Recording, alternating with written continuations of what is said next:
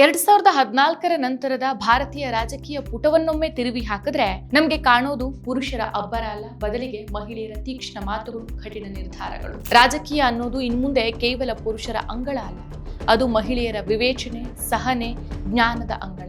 ರಾಜಕೀಯ ವ್ಯವಸ್ಥೆಯೊಳಗೆ ಬದಲಾವಣೆ ತರೋಕೆ ಹಂಬಲಿಸ್ತಾ ಇರುವಂತಹ ಪ್ರತಿಯೊಬ್ಬ ಮಹಿಳೆಗೂ ಮಹಿಳಾ ದಿನಾಚರಣೆಯ ಶುಭಾಶಯಗಳು.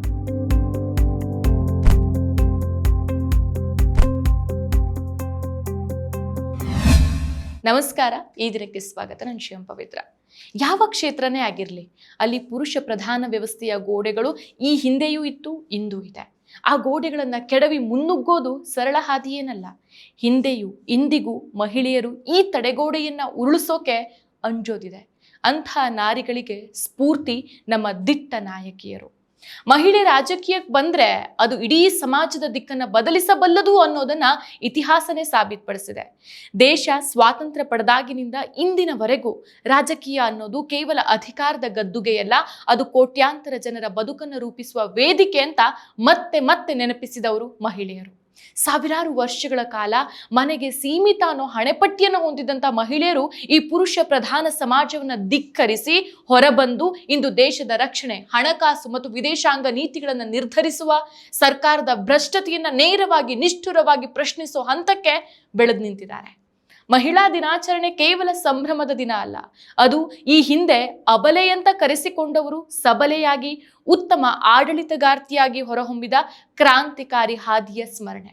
ಅದರಲ್ಲೂ 2014ರ ನಂತರದ ಭಾರತೀಯ ರಾಜಕೀಯ ಪುಟವನ್ನೊಮ್ಮೆ ನಾವು ತಿರುವು ಹಾಕಿದ್ರೆ ನಮಗೆ ಕಾಣೋದು ಬರೀ ಪುರುಷರ ಅಬ್ಬರ ಅಲ್ಲ, ಬದಲಿಗೆ ಮಹಿಳೆಯರ ತೀಕ್ಷ್ಣ ಮಾತುಗಳು, ಕಠಿಣ ನಿರ್ಧಾರಗಳು. ಉಕ್ಕಿನ ಮಹಿಳೆಯಿಂದ ಹಿಡಿದು ಇಂದಿನ ರಾಜಕೀಯ ನಾಯಕಿಯವರೆಗೂ ರಾಜಕೀಯದಲ್ಲಿ ಮಹಿಳೆಯರ ಗುರುತನ್ನ ನಾವು ಇವತ್ತು ಸ್ಮರಿಸೋಣ. ಮೊದಲನೆಯವರು ಇಂದಿರಾ ಗಾಂಧಿ, ದೇಶದ ಮೊದಲ ಮತ್ತು ಏಕೈಕ ಮಹಿಳಾ ಪ್ರಧಾನಮಂತ್ರಿ. ಭಾರತದ ಉಕ್ಕಿನ ಮಹಿಳೆ ಇಂದಿರಾ ಗಾಂಧಿ ದೇಶದ ಇತಿಹಾಸದಲ್ಲಿ ಅತ್ಯಂತ ಪ್ರಭಾವಶಾಲಿ ನಾಯಕರಲ್ಲಿ ಒಬ್ಬರು ಅಂತ ಗುರುತಿಸಲ್ಪಟ್ಟವರು. ಬಾಂಗ್ಲಾದೇಶದ ವಿಮೋಚನೆ ಮತ್ತು ಬ್ಯಾಂಕ್ಗಳ ರಾಷ್ಟ್ರೀಕರಣದಂಥ ದಿಟ್ಟ ನಿರ್ಧಾರಗಳ ಮೂಲಕ ಜಗತ್ತಿನ ಗಮನವನ್ನು ಸೆಳೆದವರು.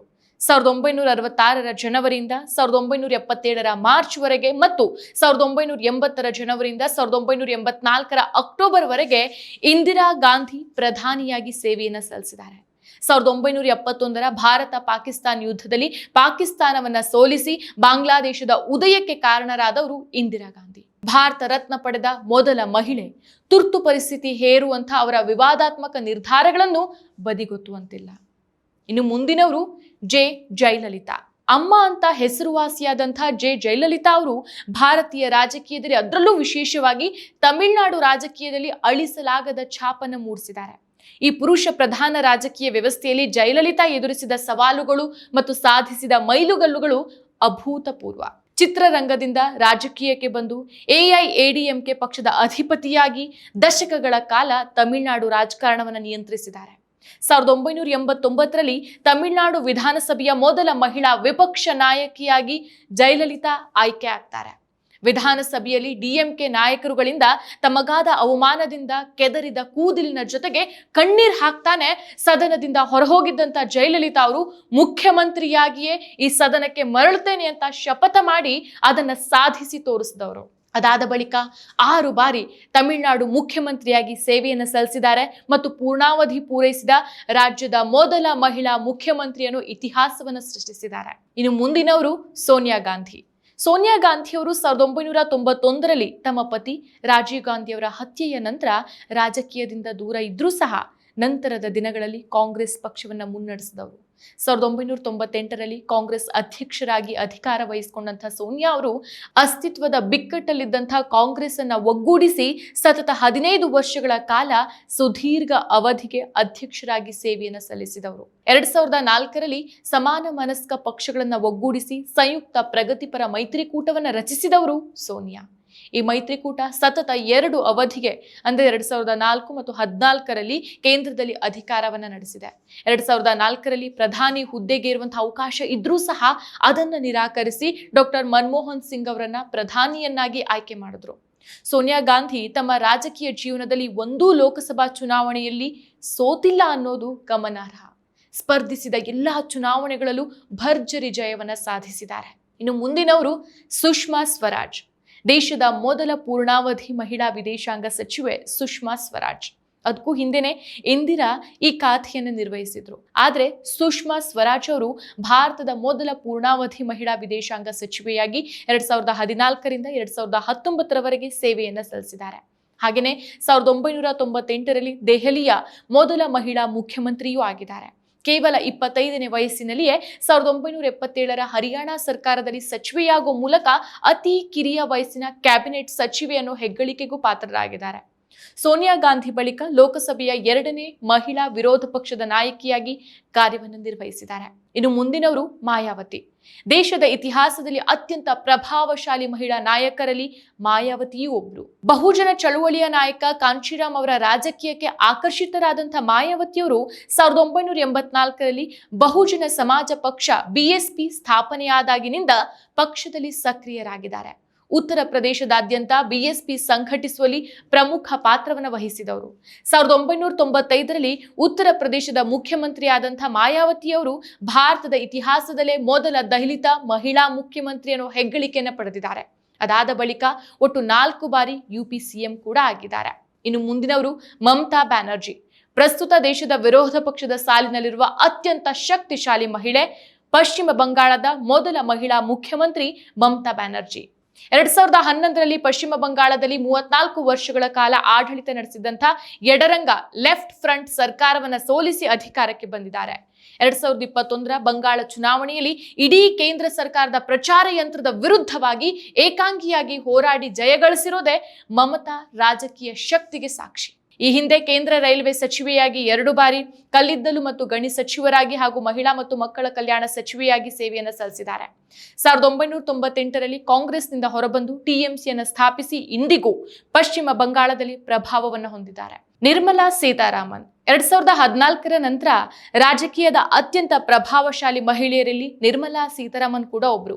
ಭಾರತದ ಮೊದಲ ಪೂರ್ಣಾವಧಿಯ ರಕ್ಷಣಾ ಸಚಿವೆಯಾಗಿದ್ದಂಥ ನಿರ್ಮಲಾ ಪ್ರಸ್ತುತ ದೇಶದ 2ನೇ ಹಣಕಾಸು ಸಚಿವೆಯಾಗಿ ಕಾರ್ಯನಿರ್ವಹಿಸುತ್ತಿದ್ದಾರೆ. 2025ರ ಬಜೆಟ್ ಮಂಡನೆ ಜೊತೆಗೆ ಸತತವಾಗಿ 8 ಬಾರಿ ಬಜೆಟ್ ಮಂಡಿಸಿದ ಮೊದಲ ಮಹಿಳಾ ಹಣಕಾಸು ಸಚಿವೆ ಅನ್ನೋ ಹೆಗ್ಗಳಿಕೆಯನ್ನು ಪಡೆದಿದ್ದಾರೆ. ಸತತ ಹಲವು ವರ್ಷಗಳಿಂದ ಫೋರ್ಬ್ಸ್ನ ವಿಶ್ವದ 100 ಅತ್ಯಂತ ಶಕ್ತಿಶಾಲಿ ಮಹಿಳೆಯರ ಪಟ್ಟಿಯಲ್ಲಿ ಸ್ಥಾನವನ್ನು ಪಡೆದಿದ್ದಾರೆ. 2024ರ ಪಟ್ಟಿಯಲ್ಲಿ 32ನೇ ಸ್ಥಾನದಲ್ಲಿದ್ದರು. 2003ರಿಂದ 2005ರವರೆಗೆ ರಾಷ್ಟ್ರೀಯ ಮಹಿಳಾ ಆಯೋಗದ ಸದಸ್ಯೆಯಾಗಿ ಕಾರ್ಯವನ್ನು ನಿರ್ವಹಿಸಿದ್ದಾರೆ. ಇನ್ನು ಮುಂದಿನವರು ಪ್ರಿಯಾಂಕಾ ಗಾಂಧಿ ವಾದ್ರಾ. ರಾಜಕೀಯ ಹಿನ್ನೆಲೆ ಇರುವಂತಹ ಕುಟುಂಬದಿಂದಾನೇ ಬಂದ ಪ್ರಿಯಾಂಕಾ ಗಾಂಧಿ ವಾದ್ರಾ ಅವರು ಕಳೆದ ಲೋಕಸಭಾ ಚುನಾವಣೆಯಲ್ಲಿ ಸ್ಪರ್ಧಿಸಿ ವಯನಾಡು ಸಂಸದೆಯಾಗಿದ್ದಾರೆ. ಸದ್ಯ ಲೋಕಸಭೆಯಲ್ಲಿ ಆಡಳಿತಾರೂಢ ಬಿಜೆಪಿಗೆ ಉತ್ತರಿಸೋಕೆ ಸಾಧ್ಯವಾಗದಂತಹ ಪ್ರಶ್ನೆಗಳನ್ನ ಎತ್ತುತ್ತಿದ್ದಾರೆ. ಉತ್ತರ ಪ್ರದೇಶದ 2022ರ ವಿಧಾನಸಭಾ ಚುನಾವಣೆ ವೇಳೆ ಲಡ್ಕಿ ಹೂ ಲಡ್ ಸಕ್ತಿ ಹೂ ಅಂದ್ರೆ ನಾನು ಹುಡುಗಿ ನಾನು ಹೋರಾಡಬಲ್ಲೆ ಅನ್ನೋ ಘೋಷಣೆಯ ಜೊತೆಗೆ ಮಹಿಳಾ ಸಬಲೀಕರಣದ ಅಭಿಯಾನವನ್ನು ಮುನ್ನಡೆಸಿದ್ರು. ಈ ಅಭಿಯಾನದ ಅಡಿಯಲ್ಲಿ ಕಾಂಗ್ರೆಸ್ ಪಕ್ಷ ಮಹಿಳೆಯರಿಗೆ 40% ಅಷ್ಟು ಸೀಟ್ಗಳನ್ನು ಮೀಸಲಿಟ್ಟಿತ್ತು. ಪ್ರಿಯಾಂಕಾ ಅವರ ವ್ಯಕ್ತಿತ್ವ, ಮಾತಿನ ಶೈಲಿ, ನಾಯಕತ್ವದ ಗುಣಗಳು ಅವರ ಅಜ್ಜಿ ಮಾಜಿ ಪ್ರಧಾನಿ ಇಂದಿರಾ ಗಾಂಧಿಯವರನ್ನು ನೆನಪಿಸುತ್ತೆ ಅನ್ನೋದು ಮತದಾರರ ಮೇಲೆ ಧನಾತ್ಮಕ ಪರಿಣಾಮವನ್ನ ಬೀರಿದೆ, ಪ್ರಭಾವವನ್ನ ಬೀರಿದೆ. ಕರ್ನಾಟಕ ವಿಧಾನಸಭಾ ಚುನಾವಣೆಯ ಸಂದರ್ಭದಲ್ಲಿ ಬೆಂಗಳೂರಲ್ಲಿ ನಡೆದಂತ ನಾ ನಾಯಕಿ ಮಹಿಳಾ ಸಮಾವೇಶದಲ್ಲಿ ಭಾಗವಹಿಸಿ ಮಹಿಳಾ ಮತದಾರರನ್ನ ಸೆಳೆಯುವಲ್ಲಿ ಮತ್ತು ಮಹಿಳೆಯರಿಗೆ ಆರ್ಥಿಕ ನೆರವು ನೀಡೋ ಯೋಜನೆಗಳನ್ನು ರೂಪಿಸುವಲ್ಲಿ ಪ್ರಮುಖ ಪಾತ್ರವನ್ನು ವಹಿಸಿದವರು ಪ್ರಿಯಾಂಕಾ. ಇನ್ನು ಮುಂದಿನವರು ಮಹುವಾ ಮೊಯಿತ್ರಾ. ಸಮಕಾಲೀನ ಭಾರತೀಯ ರಾಜಕೀಯದಲ್ಲಿ ಒಬ್ಬ ಪ್ರಭಾವಶಾಲಿ ಮಹಿಳಾ ನಾಯಕಿ ಮಹುವಾ ಮೊಯಿತ್ರಾ. ಪಶ್ಚಿಮ ಬಂಗಾಳದ TMC ಪಕ್ಷವನ್ನು ಪ್ರತಿನಿಧಿಸುವಂತಹ ಮೊಯಿತ್ರಾ ಸಂಸತ್ತಿನಲ್ಲಿ ತಮ್ಮ ಹರಿತವಾದ ಭಾಷಣಗಳು ಮತ್ತು ದಿಟ್ಟ ನಿಲುವುಗಳಿಂದ ಹೆಸರುವಾಸಿ. JP Morgan ಸಂಸ್ಥೆಯಲ್ಲಿ ಇನ್ವೆಸ್ಟ್ಮೆಂಟ್ ಬ್ಯಾಂಕರ್ ಆಗಿ ಲಂಡನ್ನಲ್ಲಿ ಕಾರ್ಯನಿರ್ವಹಿಸ್ತಾ ಇದ್ದಂತ ಮೊಯಿತ್ರಾ ತಮ್ಮ ಉನ್ನತ ಉದ್ಯೋಗವನ್ನು ಬಿಟ್ಟು 2009ರಲ್ಲಿ ಭಾರತಕ್ಕೆ ಮರಳಿದ್ದಾರೆ. ಆರಂಭದಲ್ಲಿ ಕಾಂಗ್ರೆಸ್ ಸೇರಿದ ಇವರು ಬಳಿಕ TMC ಸೇರಿ 2016ರಲ್ಲಿ ಪಶ್ಚಿಮ ಬಂಗಾಳದ ಕರೀಂಪುರ್ ಕ್ಷೇತ್ರದಿಂದ ಶಾಸಕಿಯಾಗಿ ಆಯ್ಕೆಯಾಗಿದ್ದಾರೆ. 2019ರ ಲೋಕಸಭೆಯಲ್ಲಿ ಕೃಷ್ಣನಗರ ಕ್ಷೇತ್ರದಿಂದ ಸ್ಪರ್ಧಿಸಿ ಸಂಸತ್ ಪ್ರವೇಶಿಸಿದ ಮೊಯಿತ್ರಾ ಅವರು ಫ್ಯಾಸಿಸಂನ ಲಕ್ಷಣಗಳು ಕುರಿತಾಗಿ ನೀಡಿದ ಚೊಚ್ಚಲ ಭಾಷಣ ರಾಷ್ಟ್ರ ಮಟ್ಟದಲ್ಲಿ ಭಾರೀ ಚರ್ಚೆಗೆ ನಾಂದಿ ಹಾಡಿತ್ತು. 2023ರಲ್ಲಿ ಕೆಲವು ವಿವಾದಗಳ ಕಾರಣದಿಂದ ಮೊಯ್ತ್ರಾ ಅವರನ್ನ ಸಂಸತ್ತಿನಿಂದ ಉಚ್ಚಾಟಿಸಲಾಯಿತು. ಆದರೆ 2024ರ ಲೋಕಸಭಾ ಚುನಾವಣೆಯಲ್ಲಿ ಮತ್ತೆ ಅದೇ ಕೃಷ್ಣನಗರ ಕ್ಷೇತ್ರದಿಂದ ಭಾರೀ ಮತಗಳ ಅಂತರದಿಂದ ಗೆದ್ದು ಸಂಸತ್ತಿಗೆ ಮರಳೋ ಮೂಲಕ ತಮ್ಮ ಪ್ರಭಾವವನ್ನ ಸಾಬೀತುಪಡಿಸಿದ್ದಾರೆ. ತಮ್ಮ ನಿರರ್ಗಳ ಇಂಗ್ಲಿಷ್ ಭಾಷಣಗಳು, ಅಂಕಿಅಂಶಗಳ ಸಹಿತ ನೀಡುವ ತರ್ಕಬದ್ಧವಾದ ವಾದಗಳು ಮತ್ತು ಮಹಿಳಾ ಹಕ್ಕುಗಳ ಪರವಾಗಿ ಧ್ವನಿ ಎತ್ತುವ ಗುಣಕ್ಕಾಗಿ ಸದ್ಯ ಹೆಸರುವಾಸಿಯಾಗಿದ್ದಾರೆ. ಇನ್ನು ಮುಂದಿನವರು ಸುಪ್ರಿಯಾ ಸುಳೆ. ರಾಷ್ಟ್ರೀಯತಾವಾದಿ ಕಾಂಗ್ರೆಸ್ ಪಕ್ಷ ಎನ್ಸಿಪಿ ಎಸ್ಪಿ ಪ್ರಮುಖ ನಾಯಕಿಯಾಗಿರುವಂತಹ ಸುಪ್ರಿಯಾ ಸುಳೆ ಬಾರಾಮತಿ ಲೋಕಸಭಾ ಕ್ಷೇತ್ರದಿಂದ ಸತತವಾಗಿ ಆಯ್ಕೆಯಾಗಿದ್ದು ಅನೇಕ ಬಾರಿ ಸಂಸದ ರತ್ನ ಪ್ರಶಸ್ತಿಗೆ ಭಾಜನರಾಗಿದ್ದಾರೆ. 2011ರಲ್ಲಿ ಮಹಾರಾಷ್ಟ್ರದಾದ್ಯಂತ ಹೆಣ್ಣು ಭ್ರೂಣ ಹತ್ಯೆಯ ವಿರುದ್ಧ ಬೃಹತ್ ಪಾದಯಾತ್ರೆ ಮತ್ತು ಜಾಗೃತಿ ಕಾರ್ಯಕ್ರಮಗಳನ್ನ ಸಂಘಟಿಸಿದವರು ಸುಪ್ರಿಯಾ. ರಾಜಕೀಯದಲ್ಲಿ ಯುವತಿಯರಿಗೆ ವೇದಿಕೆ ಒದಗಿಸುವ ನಿಟ್ಟಲ್ಲಿ 2012ರಲ್ಲಿ ರಾಷ್ಟ್ರವಾದಿ ಯುವತಿ ಕಾಂಗ್ರೆಸ್ ಅನ್ನ ಪ್ರಾರಂಭಿಸಿದವರು. ಶಿಕ್ಷಣದ ಮೂಲಕ ಮಹಿಳಾ ಸಬಲೀಕರಣ ಮತ್ತು ಕುಡಿಯೋ ನೀರಿನ ಮಾಲಿನ್ಯದಂತಹ ವಿಚಾರದಲ್ಲಿ ಕಾರ್ಯನಿರ್ವಹಿಸಿದ ಸುಪ್ರಿಯಾ ಅವರಿಗೆ Mumbai women of the decade achievers ಪ್ರಶಸ್ತಿ ಲಭಿಸಿದೆ. ಸದ್ಯ ಸಂಸತ್ತಲ್ಲಿ ಮಹಿಳಾ ಮೀಸಲಾತಿ, ಲಿಂಗ ಸಮಾನತೆ ಮತ್ತು ಮಕ್ಕಳ ಹಕ್ಕುಗಳ ಪರವಾಗಿ ನಿರಂತರವಾಗಿ ಧ್ವನಿಯನ್ನು ಎತ್ತುತ್ತಿದ್ದಾರೆ. ಇನ್ನು ರಾಜ್ಯದಲ್ಲಿಯೂ ಪಂಚಾಯತ್ ರಾಜ್ ವ್ಯವಸ್ಥೆಯಿಂದ ಹಿಡಿದು ವಿಧಾನಸಭೆಯವರೆಗೆ ಮಹಿಳೆಯರ ಪಾತ್ರ ದೊಡ್ಡದಿದೆ. ರಾಜ್ಯದಲ್ಲಿ ಲಕ್ಷ್ಮೀ ಹೆಬ್ಬಾಳ್ಕರ್ ಅವರಂತಹ ನಾಯಕಿಯರು ಮಹಿಳಾ ಪ್ರಧಾನ ಗ್ಯಾರಂಟಿ ಯೋಜನೆಗಳ ಮೂಲಕ ಮನೆ ಮನೆಗೆ ತಲುಪಿದ್ದಾರೆ. ಸದ್ಯ ನಯನ ಮೋಟಮ್ಮ ಯುವ ನಾಯಕಿಯಾಗಿ ವಿಧಾನಸಭೆಯಲ್ಲಿ ತಮ್ಮ ಸ್ಪಷ್ಟ ಮತ್ತು ತಾರ್ಕಿಕ ಮಾತುಗಳ ಮೂಲಕ ಗಮನ ಸೆಳೆದಿದ್ದಾರೆ. ಹೀಗೆ ರಾಜ್ಯ ಮತ್ತು ಕೇಂದ್ರದ ರಾಜಕೀಯದಲ್ಲಿ ಮಹಿಳೆಯರು ಅವಿರತ ಸಾಧನೆಗೈದಿದ್ದಾರೆ. 2023ರಲ್ಲಿ ಕೇಂದ್ರ ಸರ್ಕಾರ ನಾರಿ ಶಕ್ತಿ ವಂದನ್ ಅಧಿನಿಯಮ ಅಂಗೀಕರಿಸಿದೆ. ಆದರೆ ಇನ್ನೂ ಅದನ್ನ ಜಾರಿಗೊಳಿಸಿಲ್ಲ. ಈ ಕಾನೂನು ಪ್ರಕಾರ ಮುಂದಿನ ದಿನಗಳಲ್ಲಿ 33% ಅಷ್ಟು ಮಹಿಳೆಯರು ಸಂಸತ್ತಲ್ಲಿ ಸ್ಥಾನವನ್ನ ಪಡೆಯಲಿದ್ದಾರೆ. ರಾಜಕೀಯ ಅನ್ನೋದು ಇನ್ನು ಮುಂದೆ ಕೇವಲ ಪುರುಷರ ಅಂಗಳ ಅಲ್ಲ, ಅದು ಮಹಿಳೆಯರ ವಿವೇಚನೆ, ಸಹನೆ, ಜ್ಞಾನದ ಅಂಗಳ. ರಾಜಕೀಯ ವ್ಯವಸ್ಥೆಯೊಳಗೆ ಬದಲಾವಣೆ ತರೋಕೆ ಹಂಬಲಿಸ್ತಾ ಇರುವಂತಹ ಪ್ರತಿಯೊಬ್ಬ ಮಹಿಳೆಗೂ ಮಹಿಳಾ ದಿನಾಚರಣೆಯ ಶುಭಾಶಯಗಳು. ಮತ್ತಷ್ಟು ವಿಶೇಷ ವಿಡಿಯೋಗಳನ್ನು ನೋಡಲು ಮತ್ತು ಹೊಸ ವಿಡಿಯೋಗಳ ಬಗ್ಗೆ ತಿಳಿಯಲು ಈ ದಿನ .com ಯೂಟ್ಯೂಬ್ ಚಾನೆಲ್ ಸಬ್ಸ್ಕ್ರೈಬ್ ಮಾಡಿ ಮತ್ತು ಬೆಲ್ ಐಕಾನ್ ಕ್ಲಿಕ್ ಮಾಡಿ.